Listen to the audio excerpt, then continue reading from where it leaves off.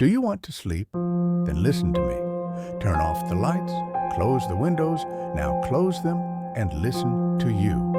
Finally, I will make a request to you. Put down your phone and listen to my voice. Listen clearly. I will now tell you a story that will make you sleepy. Close your eyes and listen carefully to my words. The very beginning. How Rome accidentally became Rome. In the very quiet early centuries of Italy, long before marble temples, brave legions, or powerful emperors, there was simply a landscape of gentle hills, calm rivers, and small villages that hardly anyone paid attention to. Among these hills lay a region called Latium, home to a group of people known as the Latins. They farmed, they herded animals, and they led lives so steady and ordinary that later Romans would turn them into dramatic legends, simply to make things sound less boring. The most famous of those legends was the story of Romulus and Remus, the twins raised by a wolf. Whether or not a wolf actually babysat two human babies, well, historians tend to smile politely and move on. But the legend gives us one thing, a symbolic beginning. According to tradition, Romulus founded Rome in 753 BCE on a hill called the Palatine Hill. At first, Rome was nothing more than a tiny settlement, a handful of huts, a few families, and a lot of muddy paths. There were no emperors, no armies, no glorious marble buildings, just a small town with big ambitions, even if no one knew it yet. This early Rome was ruled by kings, 7 of them, according to later historians. The first, Romulus, supposedly ruled for decades. Other kings followed, some wise, some strict, some suspiciously myth-like. One king, Numa Pompilius, was credited with creating Rome's religious traditions. Another, Tarquinius Priscus, was said to have started large public works like the drainage of the Forum, turning a swamp into Rome's future downtown. Slowly, quietly, steadily, Rome grew. People from nearby regions moved in, refugees came, traders passed through. The city expanded from hill to hill. The Palatine, the Capitoline, the Esquiline, each one adding new neighborhoods and new stories. But the most important moment of early Rome came around 509 BCE, when the Romans decided, after one last king behaved very badly, that they had had enough. They overthrew their monarchy and created something entirely new, the Roman Republic. They didn't know it then, but this decision would shape the destiny of the ancient world. Rome was still small at this point, quiet, not yet powerful, but it had a taste of independence. And perhaps more importantly, it had a habit of not giving up, ever. And so the Roman story, the very, very long one, had officially begun. When the Romans removed their last king around 509 BCE, they did not suddenly become a great power. Far from it. They woke up the next morning as a small city-state with a new experiment called the Roman Republic, and nobody, including the Romans themselves, knew if it would actually work. A government built on arguing calmly. The Republic created a system where power was shared, at least in theory. 2 consuls were elected each year. A senate of wealthy elders advised them.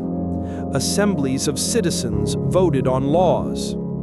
It was a slow, complicated, occasionally confusing system, perfect for Rome's methodical style. The Romans liked rules, they liked order, they liked tradition, and any time something went wrong, they invented another committee to fix it. Even in these early years, one thing stood out. They were stubborn, not dramatic, not flashy, just persistent. Rome versus everyone nearby. Once Rome had internal order, mostly, it turned its attention outward. Italy at this time was full of small tribes and city-states: the Etruscans, the Sabines, the Samnites, the Volsci, and many more. Alliances shifted constantly. Cities fought, made peace, then fought again just to stay in practice. Rome ended up in many of these conflicts, often because someone attacked them first, and sometimes because Rome was simply expanding. Their early soldiers were citizen farmers who spent half the year working the fields and the other half marching in formation. Slow and steady again, but effective. The struggle of the orders. Inside Rome, things weren't peaceful either. There were two major groups: patricians, wealthy old families; plebeians, pretty much everyone else. The patricians held most of the power, and the plebeians eventually got tired of it. Instead of rioting, they did something very Roman. They calmly left the city. This event, called the First Secession of the Plebs, forced the patricians to negotiate. Over time, the plebeians gained more rights, including the creation of officials called tribunes, who could veto unfair laws. These slow reforms helped shape the uniquely balanced and sometimes frustrating structure of the Republic. The Samnite Wars. Rome earns its muscles. Between 343 and 290 BCE, Rome fought 3 long wars against the Samnites, tough mountain warriors who did not appreciate Rome's growing influence. These wars were exhausting and often brutal. Rome lost battles, regrouped, tried again, reorganized, and kept going. Step by step, the Romans learned discipline, strategy, and engineering, building better roads, better camps, and better armies. By the end of the Samnite Wars, Rome controlled much of central and southern Italy. It had begun to look like a serious power. The final step, Pyrrhus of Epirus. In the early 200s BCE, a Greek city in southern Italy asked for help against Rome. Their ally was King Pyrrhus, a brilliant general. He fought Rome in several fierce battles and actually won, but at such high cost that we still use the term Pyrrhic victory, which means a victory so expensive it feels like a defeat. Eventually, Pyrrhus gave up and sailed home, famously declaring, "If I win one more battle, I am undone." With him gone, Rome became the dominant power in all of Italy. And so, the Republic stands ready. By around 265 BCE, Rome had built something extraordinary: a strong citizen army, a network of allies and conquered peoples, a system of roads for movement and control, a government that was messy but stable, a culture obsessed with discipline and tradition. Rome didn't know it yet, but its next opponent would be powerful, wealthy, and across the sea. Punic Wars. Rome meets its greatest rival. By the middle of the 3rd century BCE, Rome had become the strongest power in Italy. But across the Mediterranean Sea, on the coast of North Africa, stood another rising power: Carthage. Carthage was wealthy, naval, and experienced. Rome was stubborn, land-based, and ambitious. The clash between them would last more than a century and would decide the fate of the ancient world. The First Punic War, 264 to 241 BCE. It all began, somewhat awkwardly, over a dispute in Sicily. Rome didn't originally plan to rule overseas. Carthage definitely didn't want Rome meddling in its neighborhood. But once both sides entered the conflict, neither was willing to back down. Rome learns to sail, very slowly. Carthage had the best navy in the Mediterranean. Rome did not. In fact, Rome barely had a navy at all. So they built one, hundreds of ships, copying a Carthaginian model they conveniently found washed up on a beach. Then Rome added a strange invention called the corvus, a boarding bridge that let Roman soldiers fight at sea as if on land, a very Roman solution. After 23 long years of back-and-forth battles, costly storms, and exhausted finances, Rome finally won. Carthage paid a huge fine and gave up Sicily, Rome's first province outside Italy.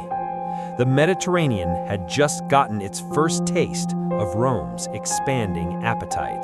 The Second Punic War, 218 to 201 BCE. If the First Punic War was long and tiring, the second was legendary. Its central figure, Hannibal Barca. Hannibal was a brilliant Carthaginian general with one guiding principle: never let Rome rest. Hannibal crosses the Alps. In one of history's most dramatic moments, Hannibal marched from Spain to Italy, leading tens of thousands of soldiers, cavalry, and famously, war elephants. The Alps were cold, steep, and deadly. Many soldiers and animals were lost, but Hannibal pushed through, determined. When he descended into Italy, Rome was shocked. Rome's worst defeats. Hannibal delivered Rome some of its most devastating losses at Trebia, Lake Trasimene, Cannae, where tens of thousands of Roman soldiers were surrounded and destroyed in a single day. It was a nightmare for Rome. Quiet, stubborn Rome, now forced to face its greatest fear: defeat. But the Romans did what they always did. They refused to surrender. They replaced their lost armies, reorganized their strategy, and adopted a cautious approach, led by General Fabius Maximus, known as the Delayer. Slow and steady, painfully so, but effective. Scipio turns the tide. Eventually, a young Roman general named Scipio decided on a bolder plan: attack Carthage directly. Carthage called Hannibal home, leading to the final battle at Zama in 202 BCE. Scipio won. Carthage lost Spain, paid another massive fine, and was banned from raising armies without Rome's approval. Rome now controlled the western Mediterranean. The Third Punic War, 149 to 146 BCE. After decades of tension, Rome declared war one last time. This time, Carthage was no match. The city was besieged for 3 years. When the Romans finally broke through, they destroyed Carthage entirely, brick by brick. The Mediterranean would never be the same. Rome was now the unmatched power of the Western world. What Rome gained? These wars gave Rome Spain, North Africa, key Mediterranean islands, immense wealth, military confidence. But they also brought new problems: massive inequality, political corruption, military reforms that empowered ambitious generals. The Republic was stronger than ever, and also more unstable than ever. Rome had defeated its greatest rival, but now, Rome would become its own greatest threat. The fall of the Roman Republic. The fall of the Republic was a messy time in Roman history. After the Punic Wars, Rome stood proudly as the greatest power in the Mediterranean. But beneath the victories, wealth, and expanding borders, something in the Republic was beginning to crack. Slowly at first, then loudly, then catastrophically. This chapter is the story of how the Roman Republic, with its noble ideals, balanced government, and stubborn traditions, gradually unraveled. The Republic grew too big for its own good. Rome had conquered enormous territories, but it still tried to run everything using the same old government designed for one small city. The gap between rich and poor grew wider. The Senate grew more corrupt. Generals grew more powerful. The Republic was not collapsing yet, but it was definitely wobbling. The Gracchi brothers, reformers who tried too hard. Two brothers, Tiberius Gracchus and later Gaius Gracchus, saw the growing problems. They proposed land reforms to help the poor. They tried to limit the power of wealthy elites. They pushed for laws the Senate did not like. Their efforts ended tragically. Both were killed in political violence. Rome had crossed a dangerous line. For the first time in centuries, blood had been spilled inside Rome over politics. The Republic's stability had been shaken. Marius and the professional army. Next came Gaius Marius, a powerful general. He opened the army to poorer citizens who had previously been excluded. This created a new model: soldiers loyal not to the Senate, but to their general. Rome gained a strong professional army, but it also gained something far more dangerous: ambitious generals with their own private power. One of those generals would soon challenge Marius directly: Sulla and the First Roman Civil War. Lucius Cornelius Sulla, a proud and ruthless aristocrat, clashed with Marius over who should command a war abroad. The Senate chose Sulla. A popular assembly chose Marius. Rome descended into chaos. Sulla marched his army into Rome, something no one had ever dared to do. A civil war followed. Sulla eventually won and became dictator. He executed enemies, restructured the government, and claimed he was restoring the Republic. Then he retired. But the Republic he restored was already too damaged to survive. The rise of new power players.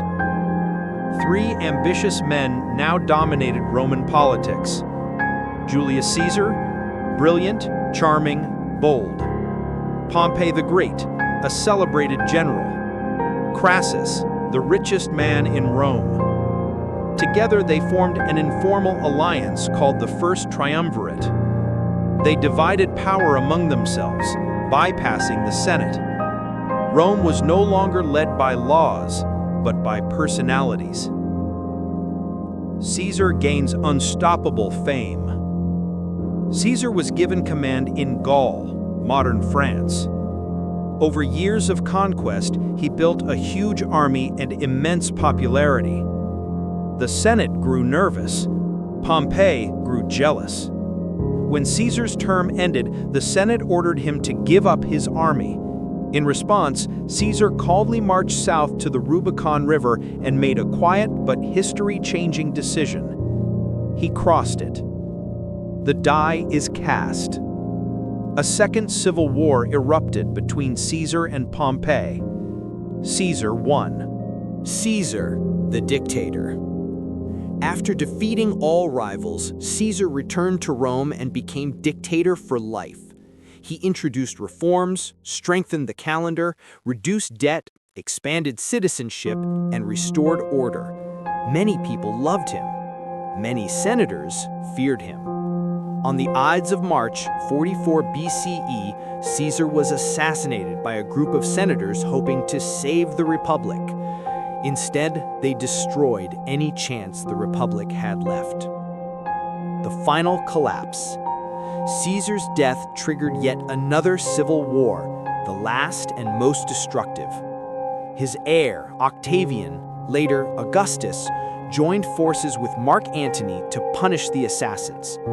Then Octavian and Antony turned on each other. Their final clash came at the Battle of Actium in 31 BCE. Antony and Cleopatra were defeated. Octavian stood alone. Rome was exhausted, and the Republic, battered by decades of corruption, violence, and civil war, simply faded away. The Republic ends, and something new begins. In 27 BCE, Octavian received a new name and a new role: Augustus, the first Roman emperor. The Republic was gone. Rome now belonged to an empire.